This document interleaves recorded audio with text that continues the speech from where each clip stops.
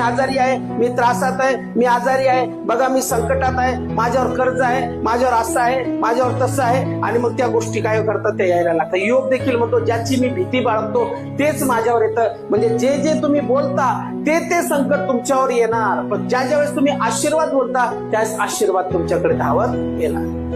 म्हणून पवित्र शास्त्र स्पष्ट सांगतं की आम्ही आरोग्य बोललो पाहिजे. मग जे आजारी आहेत, आजारी लोकांसाठी मला आज सांगायचं आहे, आज प्रार्थना करत असताना तुम्ही स्वतःच्या शरीरावर वचन बोला आणि आरोग्य बोला आणि म्हणा येशूच्या नावामध्ये ते आरोग्य माझं आहे. विश्वास आणि वचन सोबत येतं, विश्वास आणि वचन सोबत येतं. विश्वास आणि वचन असं विभक्त येत नाही.